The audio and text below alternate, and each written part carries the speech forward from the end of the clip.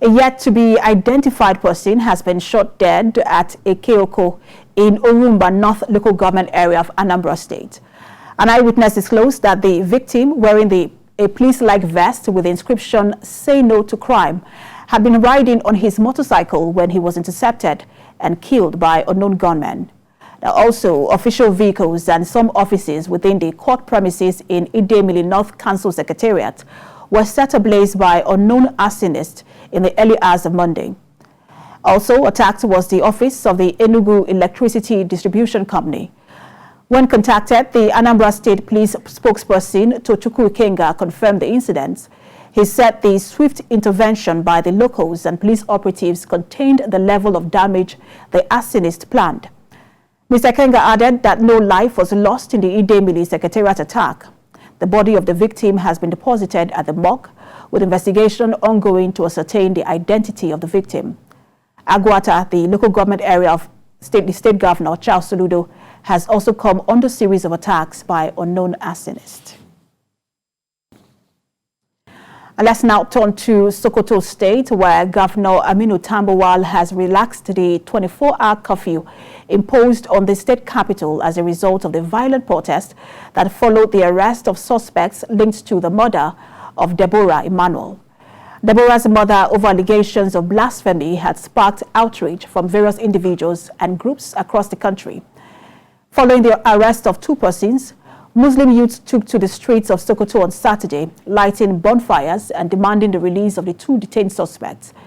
The rampaging mob also destroyed some business places, looting as much as they could.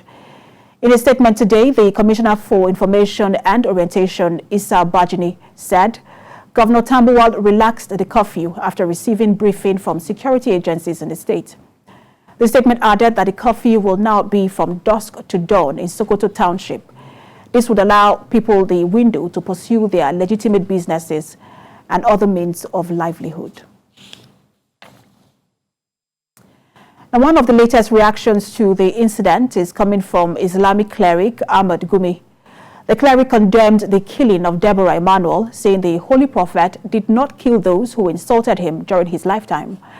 And speaking during one of his lectures at the Sultan Bello Mosque in Kaduna, Dr. Gumi said the Prophet did not avenge the insults targeted at him by non-Muslims because he did not want to be tagged as a killer.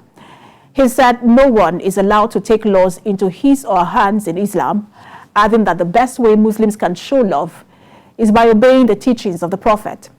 He added that no religious law can be applied in Nigeria since the country is a secular state.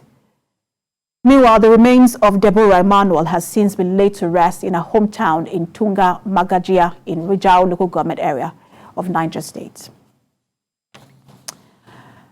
No fewer than 20 persons were reportedly kidnapped in Kuruminsata, a community in Chinkun local government area of Kaduna State on Sunday.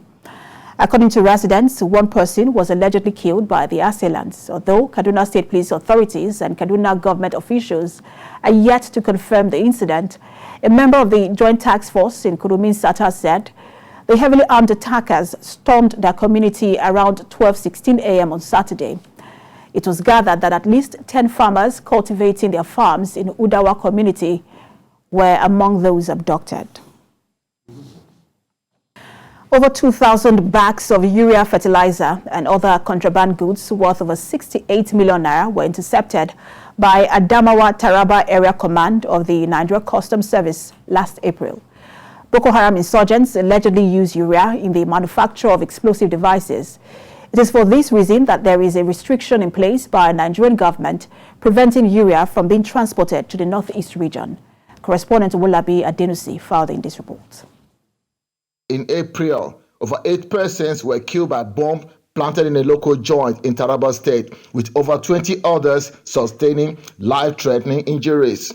Security personnel were main target as explosive devices were thrown into the military base not far from the House of Assembly on Sabogeri Road by passerbys through the fence. The Adamawa Taraba Custom Command has stepped up its game on restriction of movement of urea fertilizers through its jurisdiction. The controller in the command showed concern at the rate at which smugglers ship in urea fertilizers. At a press conference, it disclosed that its men, through intelligence report, were able to intercept over 2,140 bags of urea fertilizers around the nation's border communities in the north. With the duty paid value of over 68 million naira. The items include 2,140 bags of 50 kg each of urea fertilizer seized only in April. The command also carried out wide consultations with stakeholders in the two states on danger of smuggling urea fertilizer into their domains. Urea that you have as a fertilizer, now that we know it can be used for agricultural purpose and can even be used again to manufacture explosive. And because of the security situation in the Northeast, the government said that brand of fertilizer should not be allowed. And is being smuggled into the state. The renewed effort of the custom men will go a long way in frustrating the effort of the outlawed in accessing urea fertilizers. Citizens also hope that those behind the smuggling of the product into the Northeast without government approval will be apprehended. The Plateau State Governor, Simon Lalong, has again been advised over alleged plans to impose a consensus candidate in the upcoming APC nationwide governorship primary polls in the state. Now, this time, an elders group is strongly advising the state governor and the APC leadership in the state to allow all aspirants access to delegates and to ensure the release of delegates' forms allegedly hijacked for equal distribution to the rightful persons. TVC News' Funam Joshua reports. This event comprised of plenary sessions on achieving economic growth, improving governance and enhancing social welfare and women participation in politics. It has a cross-section of youths who are here to analyze issues. Politics.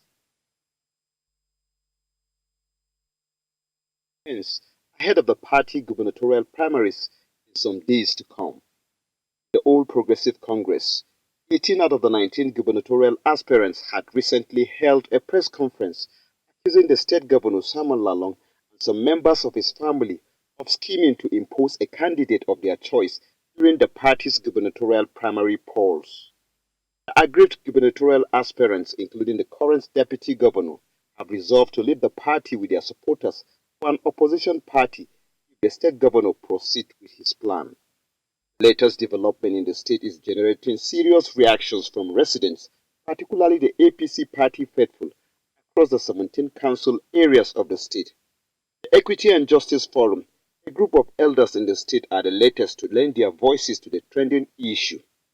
The forum recalled how they cautioned former Governor Jonah Jang against imposing his preferred candidate, which he opposed, and this eventually caused the PDP a defeat in gubernatorial election in the second polls in 2015. Elders group asserts that the state will never allow itself to be piloted by a cabal with a selfish interest. They promise to mobilize residents against the governor and his team if they insist on their intention. So if this happens a second time, we will plead with the people of Plateau State, temper the democracy with equity and fairness, and ensure that candidates who will best serve their purpose should be voted for, whichever party it is. Regardless of who is ruling, or regardless of which party is ruling, if we see injustice being perpetrated, we will point it out. A level playing ground should be given to all aspirants, says the elders group. From Joshua, TVC News, Jos.